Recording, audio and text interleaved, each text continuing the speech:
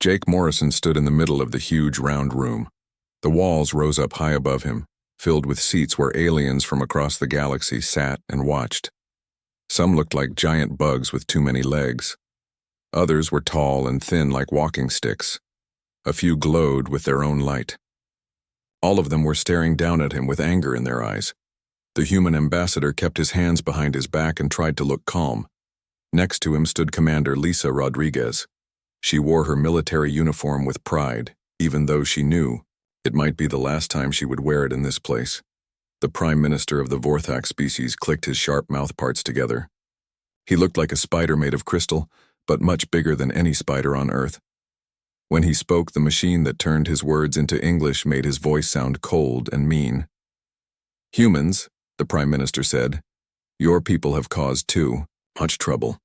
We cannot let you stay in our peaceful group any longer. You start fights. You refuse to listen when we tell you what to do. You make war when we want peace." Lisa felt her hands turn into fists at her sides. She had fought in 3 different wars to help these aliens. She had saved the lives of creatures she had never seen before. She had followed their orders even when she thought they were wrong. Now they were throwing her people away like garbage. The Chancellor of the Zephyrian people stood up next. He was tall and thin, and his skin looked like liquid metal flowing over his bones. When he raised his hand to speak, the whole room became quiet. "We have made our choice," the Chancellor said. "All humans must leave our space within 1 year. We will cut off your communication systems so you cannot talk to us anymore. Earth and all human colonies will be locked away from the rest of the galaxy forever." Jake took a step forward. He had practiced this speech many times, but his mouth felt dry now that the moment had come. "Chancellor, we have been good members of your council for 50 years, Jake said. "We have helped with every big science project. We have sent our soldiers to keep peace in your wars. We have never broken our promises to you. You have started 17 border fights," said the Krell representative. She looked like a large lizard walking on 2 legs, with scales that changed color when she was angry. Right now, those scales were bright red. "Your kind does not know how to behave like civilized beings."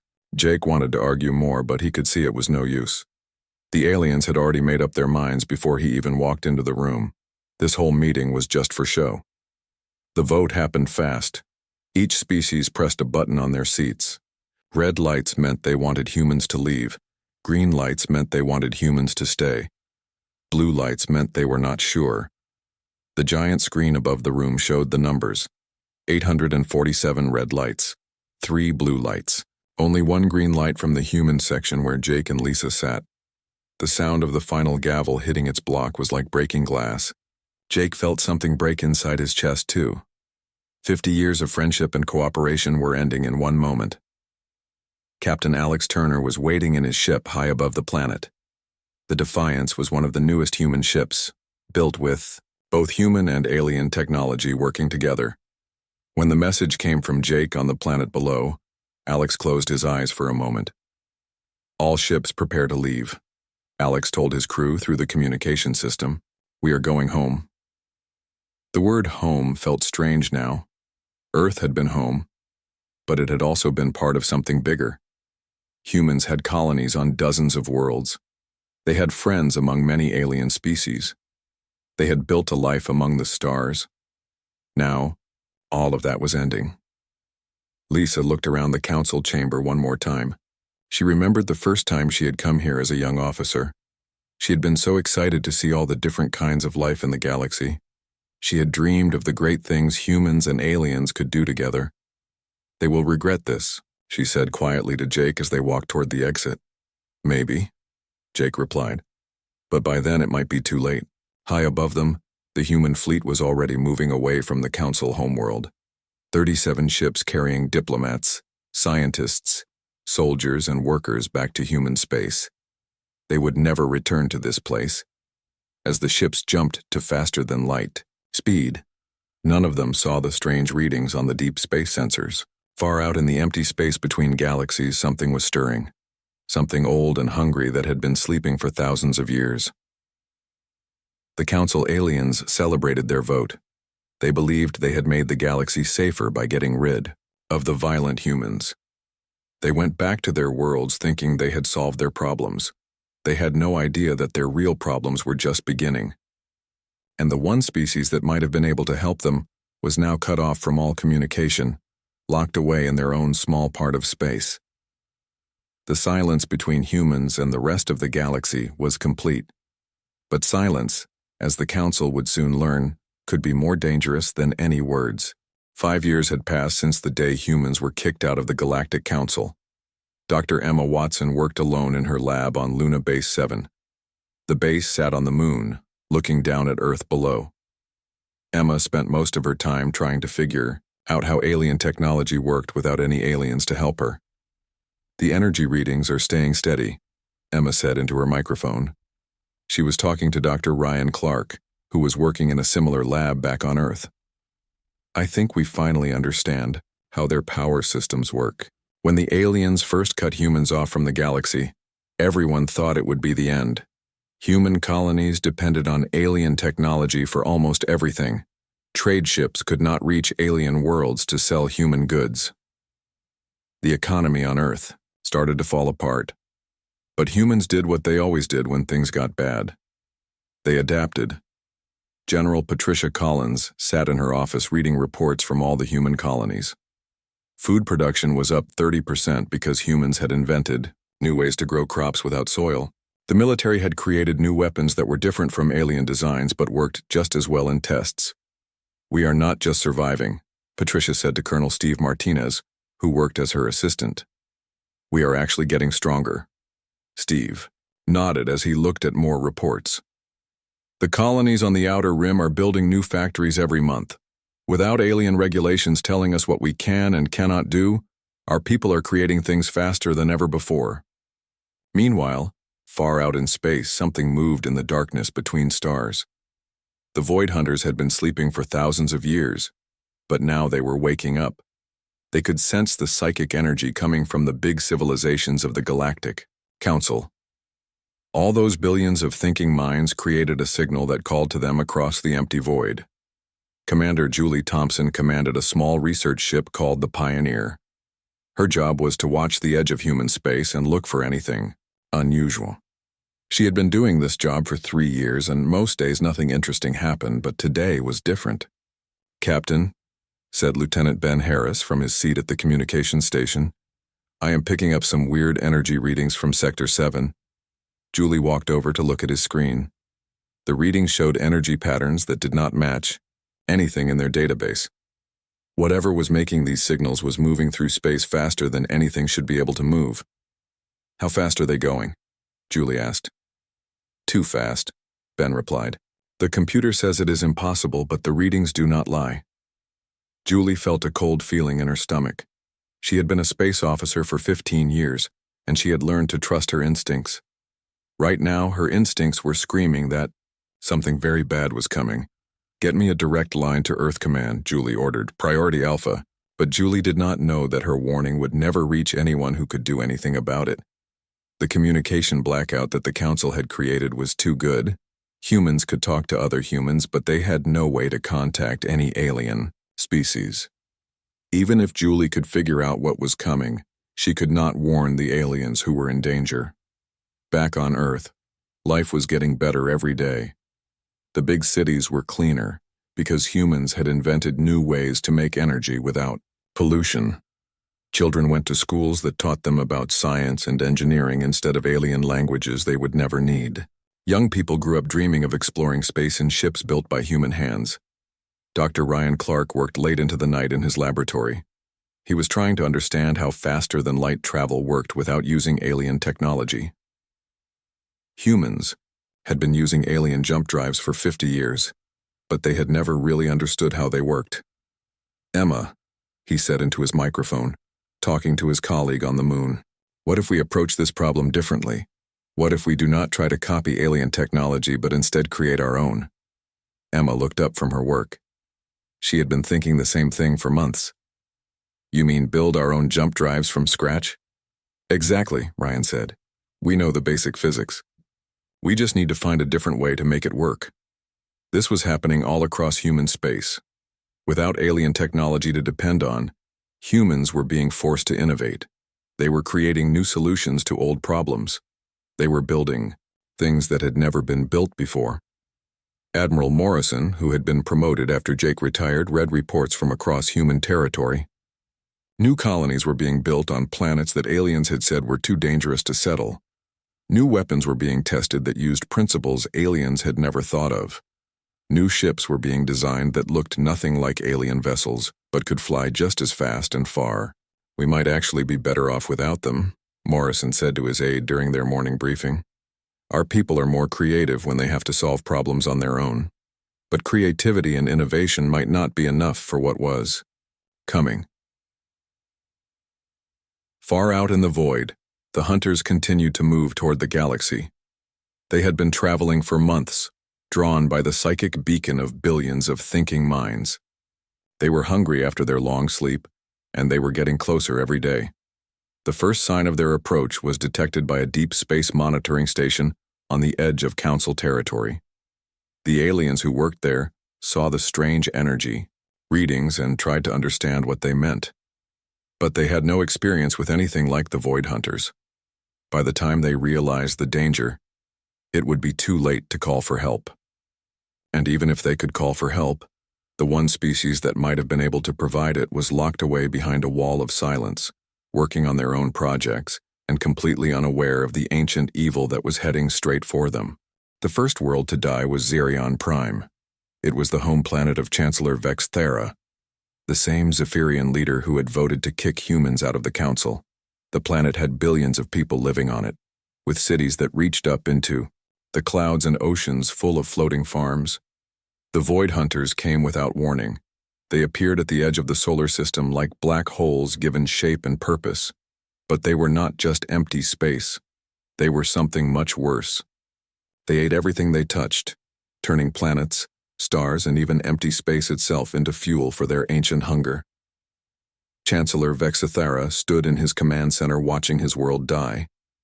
Through the large windows he could see the darkness, spreading across his planet like spilled ink. Where the hunters touched the surface, everything simply stopped existing. "Where are our defense fleets?" the Chancellor asked his assistant, a young Zephyrian named Kolthan. "Gone, sir," Kolthan replied, his voice shaking with fear. "The hunters do not just destroy things, they absorb them. Our energy weapons make them stronger. Our ships disappear when they get too close." The Chancellor watched his civilization vanish in a matter of hours. Xerion Prime, a world that had existed for thousands of years, was reduced to empty space. Not even debris was left behind. Emergency signals flooded in from across the galaxy. The same terrible story was happening everywhere. Ancient machines of impossible power were moving through space, eating entire solar systems and leaving nothing but void behind them. On the Council homeworld, panic replaced the usual calm order. The Vorthak Prime Minister's crystal body flickered with stress patterns as he read casualty reports. Entire sectors of space were going dark. Billions of people were simply disappearing. "We need weapons that can hurt them," declared the Krell representative. Her scales were flashing between red and black, colors that meant extreme fear in her species. The humans had kinetic weapons, missiles with nuclear warheads, primitive technology that might be too simple for the hunters to absorb. "The humans were quarantined by our own order," the Prime Minister reminded her. "We cut off all communication with them. We have no way to contact them now, even if we wanted to." Dr. Yolandra, the Council's chief scientist, looked up from her, readings with terror in her large eyes. "The Void Hunters are moving toward the center of the galaxy. They are consuming everything in their path. At their current speed, they will reach human space in 2 rotations. The horrible truth hit all of them at the same time. In their pride and fear, they had thrown away the one species that might have been able to help them. Now that same isolation meant humanity would probably die along with everyone else. But humans were not sitting around waiting to die. Admiral Morrison stood in Earth's command center, studying the long-range sensor data. The readings were strange and frightening, but they were also familiar in a way that made his skin crawl. "They are not random," Morrison said to Dr. Emma Watson, who had come down from her lunar base to help analyze the threat. "Look at the pattern. They are not just destroying things, they are harvesting. Harvesting what? Asked General Collins, her weathered face grim with worry. Everything, Morrison replied. Matter, energy, information. They are turning entire civilizations into raw material. Dr. Ryan Clark had been studying the energy signatures of the hunters for weeks. He compared them to old data from before the expulsion, when humans still had access to alien databases about ancient history. "I've found something," Ryan announced, to the emergency meeting. "These things are not just machines. The energy patterns suggest they exist in multiple dimensions at the same time. They are partially outside our normal space." Captain Alex Turner, now commanding humanity's largest battle fleet, studied the tactical displays. His ships were spread across human space, protecting the colonies and Earth itself, but he knew they were not enough. "Can we fight them?" Alex asked. "Maybe," Dr. Watson replied, pulling up technical diagrams on the main screen, "but not with normal weapons. We would need something that works on the same dimensional level they do." The solution came from Lieutenant Sarah Kim, a young engineer who had been working on quantum communication systems. She had been trying to find new ways for humans to talk to each other across the vast distances of space. "What if we do not fight them directly?" Sarah suggested during one of their late-night strategy meetings. "What if we force them to exist completely in our dimension, make them vulnerable to our weapons?" Morrison leaned forward in his chair. "Explain." "The hunters exist in multiple dimensions at once," Sarah continued, getting excited as her idea took shape. "That is how they absorb our attacks. They redirect the energy into dimensions we cannot reach. But if we could build devices that disrupt their dimensional anchors," Dr. Clark's eyes went wide as he understood. "We could trap them in normal space, force them to follow the same rules of physics that we do. Then our weapons could actually hurt them," General Collins added.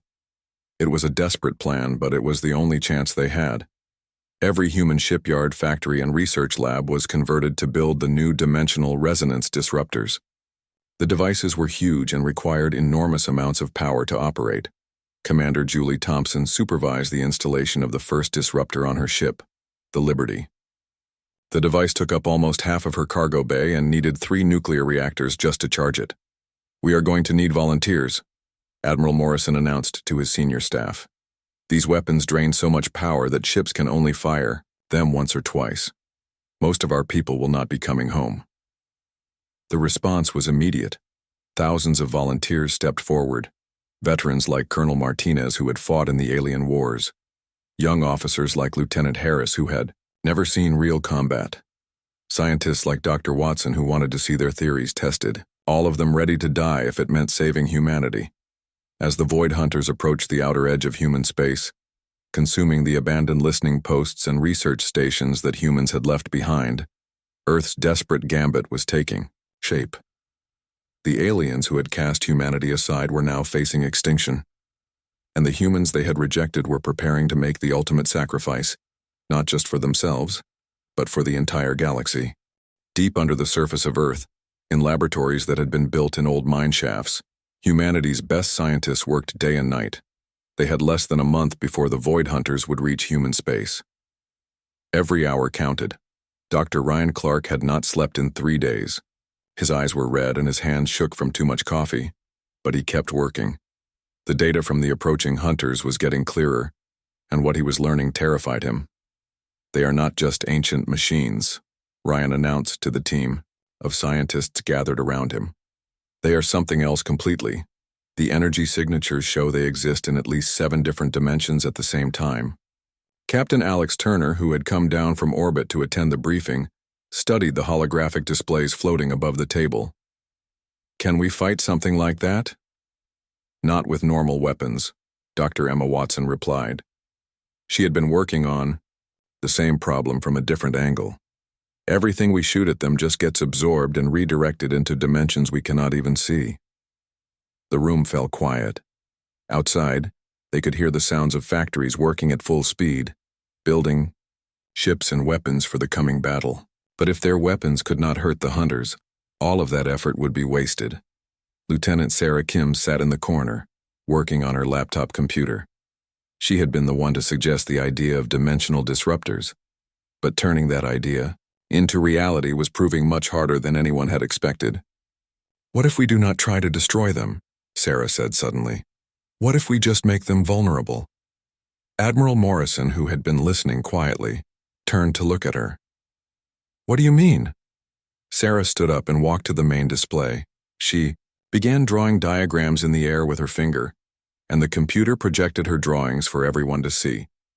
"The hunters are powerful because they exist in multiple dimensions," she explained. "They can absorb our attacks by sending the energy somewhere else. But what if we could trap them in our dimension? Force them to follow the same rules of physics that we do?" Dr. Clark leaned forward, studying her diagrams. "A dimensional anchor, something that would lock them into normal space." "Exactly," Sarah said.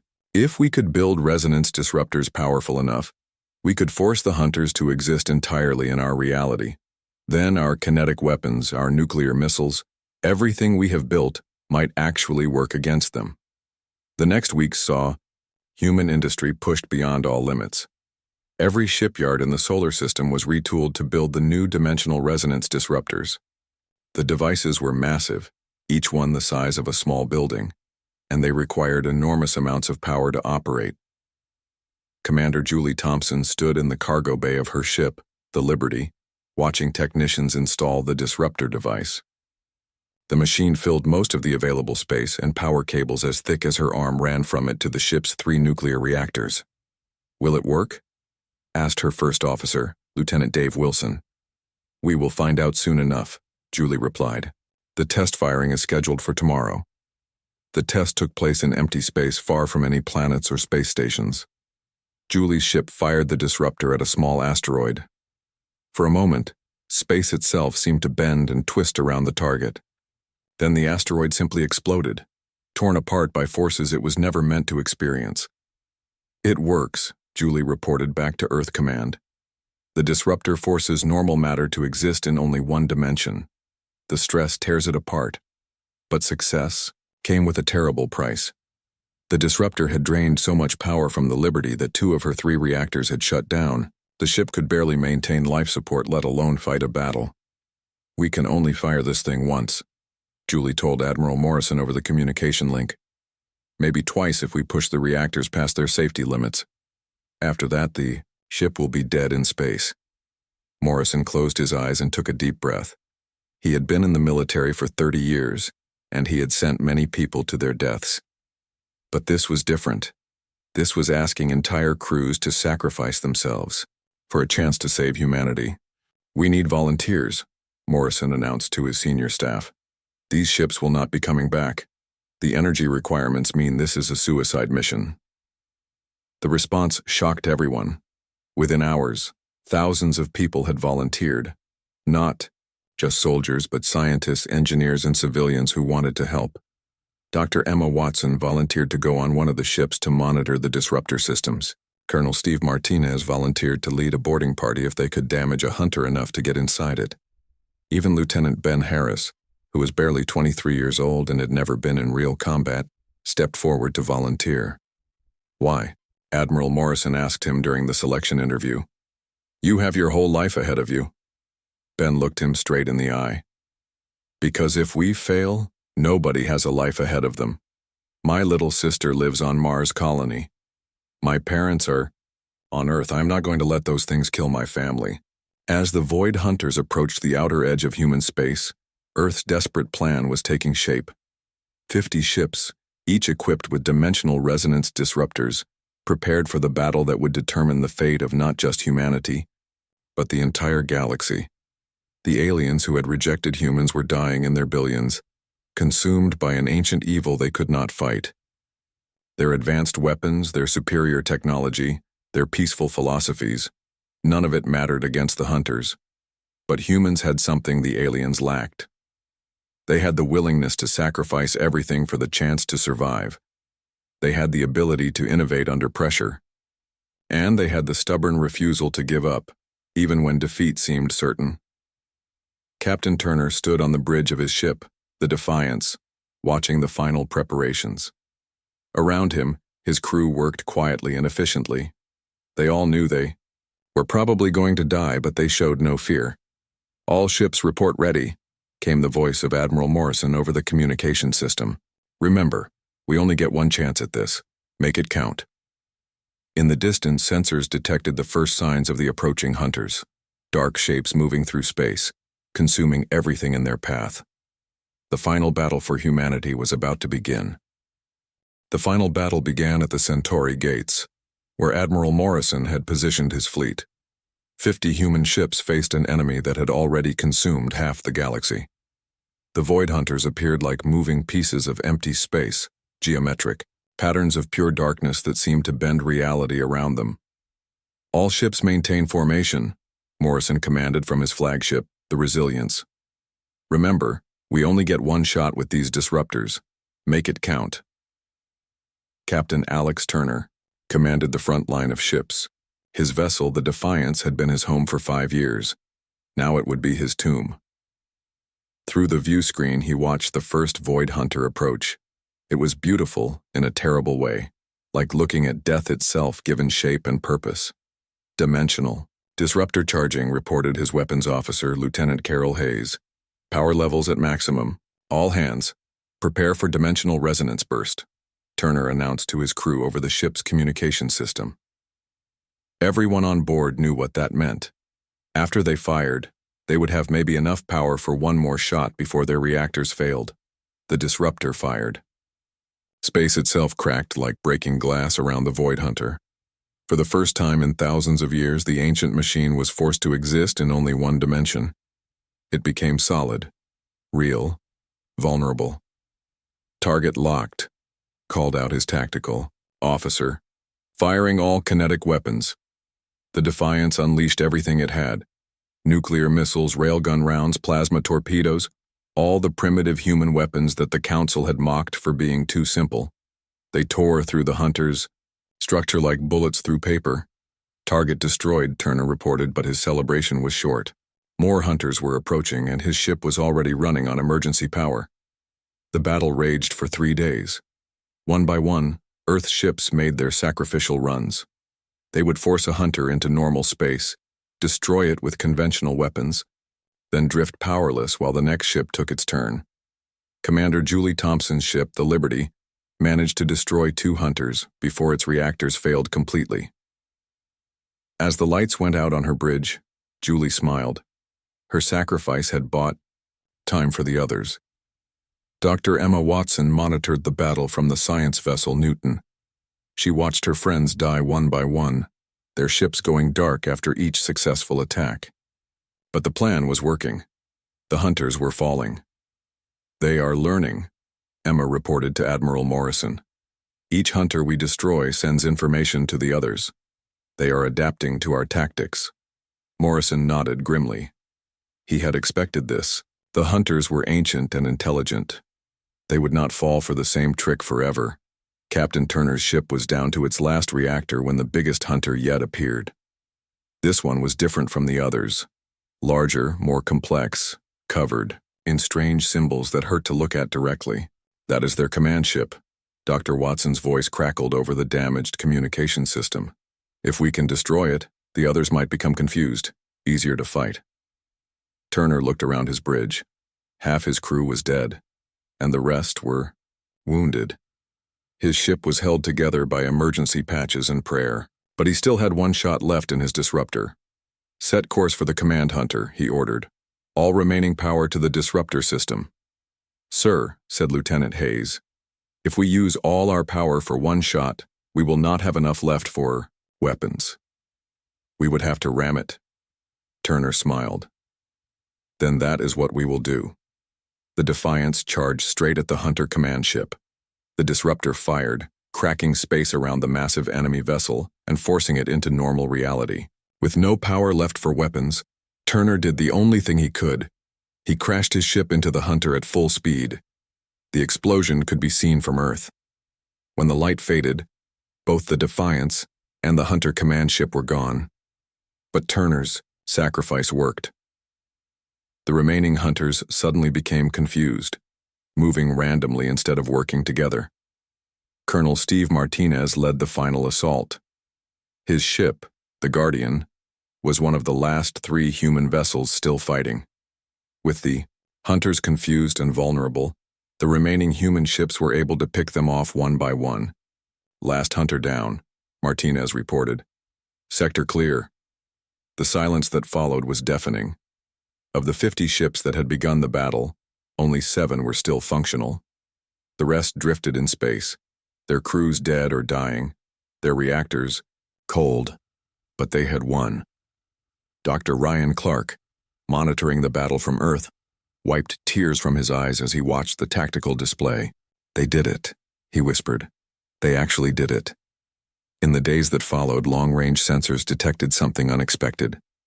Ships were approaching from the direction of the galactic core, not hunters, but council vessels, battered, desperate, carrying the survivors of civilizations that had been consumed. The first transmission came from Chancellor Vexithera himself. His voice was broken, filled with grief and shame. Human fleet, the message began. This is the Zephyrian remnant. We come seeking sanctuary.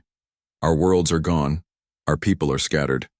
We have nothing left except our apologies and our gratitude. Admiral Morrison, his own ship barely functional after the battle, responded with typical human practicality. Zephyrian, Chancellor, this is Earth Fleet Command. All survivors are welcome. We will find room. Over the following weeks, refugee ships from dozens of species began arriving in human space.